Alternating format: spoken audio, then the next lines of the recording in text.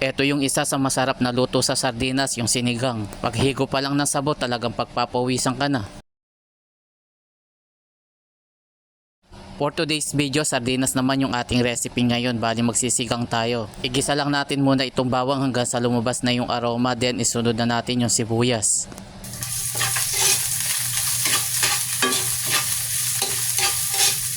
Pag okay na, ilagay na natin itong kamatis. Bali optional lang ito, pwede rin naman kasi kayong hindi maglagay dahil may tomato sauce na yung sardinas. Nasanay lang kasi ako na laging may kamatis, pero syempre depende pa rin kung ano yung lulutuin. Meron naman kasi na hindi naman kailangan lagyan ng kamatis. Igisa lang natin ito ng bagya, tapos pwede na natin ilagay itong sardinas na nabili ko. Bali bumili ako ng 2 piraso, hindi kasi kasya kung isa lang. Ang gusto ko lang dito madami yung laman niya at hindi malabnaw yung pagka-sauce niya. Kaya ito lagi yung niluluto ko kapag gusto kong magluto ng sardinas. Habang pinapanood mo ko sa paggisa, paki-like and share mo naman para madami makapanood. At sana nagustuhan mo rin yung ating recipe ngayon. After natin maggisa, timplahan naman natin ng paminta. Mabilis lang naman lutuin ito, mga ilang minuto lang tapos na. Haluin lang natin saglit para magmix ng husto yung pamintang inilagay natin. Yung pinaglagyan nga pala ng sardinas, hindi ko muna itinapon, nilagyan ko lang ng tubig at saka ko ibinuhos.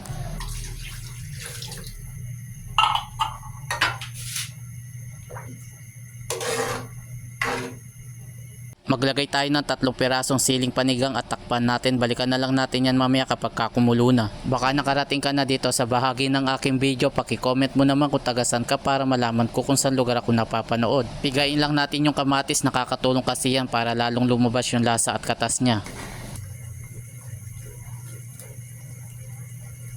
Hindi na ako naglagay ng sariwang sambalok, bumili na lang ako ng sinigang mix. Pangalawa, sa malaki yung nabili natin, masarap kasi sa sinigang yung medyo maasim. I-continue uli natin yung paghalo. Shoutout nga pala sa mga bagong followers, ganun din sa mga nakapollow na sa atin. Maraming salamat po sa inyo.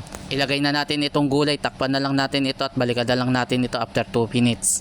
Gusto ko lang i-welcome yung mga bago sa aking page at kung hindi ka pa nakapollow sa akin, paki-follow mo na lang ako para updated ka sa mga susunod. Maglagay lang tayo ng kaunting betchin para natural yung lasa, pero syempre depende pa rin sa inyo kung ano yung mas preferred ninyo. Ilagay na natin itong talbos ng kamote. Aside nga pala dito, pwede rin kayong maglagay ng pechay o kaya kangkong. Kung gusto nyo namang maglagay ng talong, pwede rin naman. Since naka-budget lang tayo, pwede na tayo sa talbos ng kamote at okra. Ilubog-lubog lang natin yung gulay at nang madaling maluto, tapos maglagay na tayo ng pampalasa. Asin nga pala yung ginamit natin. Kung meron kang bahaw o yung malamig na kanin, masarap itong iulam. Talagang sabaw pa lang pagpapawisan ka na sa asim. Haluin lang natin saglit at saka natin tikman kung sakto na ba yung lasa niya. Sakto lang yung lasa niya mga lods. After nga ng ilang minuto, heto na at luto na yung ating sinigang na sardinas. Paano mga lods, kain na muna tayo, kanyama na. Manyaman talaga kapag maasim yung sinigang.